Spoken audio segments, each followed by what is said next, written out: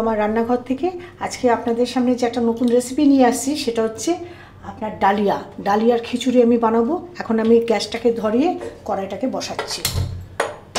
কড়াইটাকে আমি বসালাম। এবার আমি ডালিয়াটাকে আগে ভেজে রেখেছিলাম, ভেজে সেটাকে জল দিয়ে ভিজিয়ে রেখেছি। তার সঙ্গে মুসুরির ডাল, সেটাকেও আমি জল দিয়ে ভিজিয়ে রেখেছি। আর আলুটাকে ভাপিয়ে নুন হলুদ দিয়ে সেটাকে আমি ভেজে রেখেছি।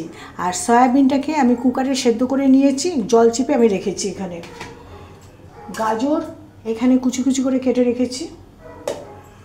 আর বেরেস্তা আমি বানিয়েছি, পেঁয়াজটাকে খুব হালকা করে নিয়ে কেটে সেটাকে নুন হলুদ মাখিয়ে ছাকা তেলের মধ্যে আমি ভেজে রেখেছি।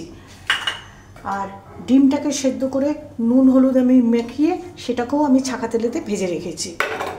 আর এটার মধ্যে আছে একটা মাঝারি মাপের টমেটো, একটা পেঁয়াজ, 6টা রসুন, 4টে লঙ্কা, 1 চামচ শুকনো লঙ্কা, 1 চামচ জিরে গুঁড়ো, 1 চামচ হলুদ গুঁড়ো, আর তার সঙ্গে হাফ চামচ নুন। এটা দিয়ে আমি এখন কড়াইতে নাড়াচাড়া করব।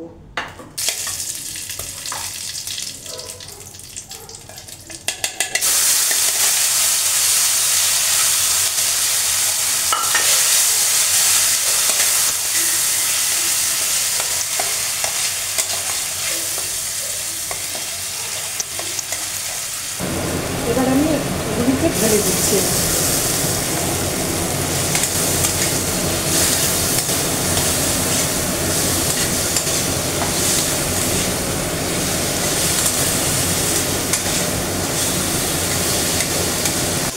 এবার এর মধ্যে ডিমগুলি ছেড়ে দিলাম।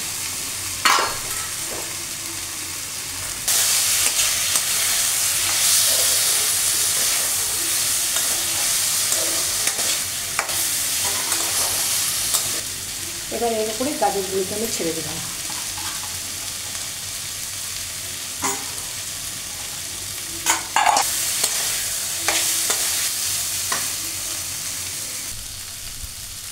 এবার আমি ডালটা এর মধ্যে ঢেলে দিচ্ছি।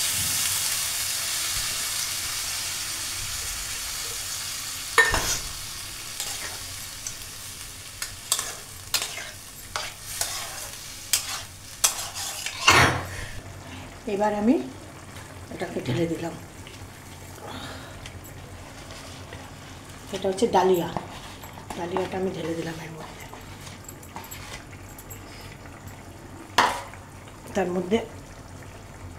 এর মধ্যে একটুখানি জল ঢেলে দিচ্ছি সেদ্ধ হওয়ার জন্য।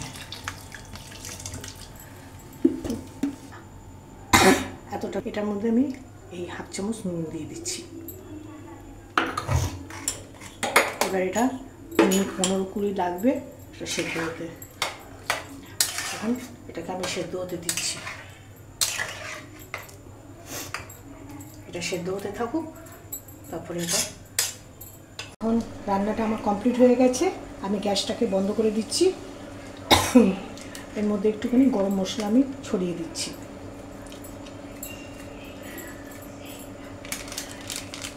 এবার একটুখানি গাওয়া ঘি আমি উপর থেকে ছড়িয়ে দিচ্ছি।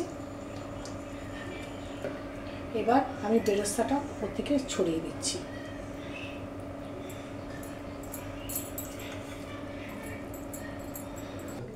এবার আমি এটাকে এর মধ্যে ঢেলেছি কাচের পাত্রের মধ্যে।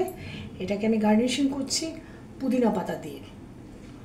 আপনারা খেয়ে দেখবেন এটা কেমন লাগছে, আমাকে কমেন্টে জানাবেন, প্লাস আমাকে সাবস্ক্রাইব করবেন। ধন্যবাদ।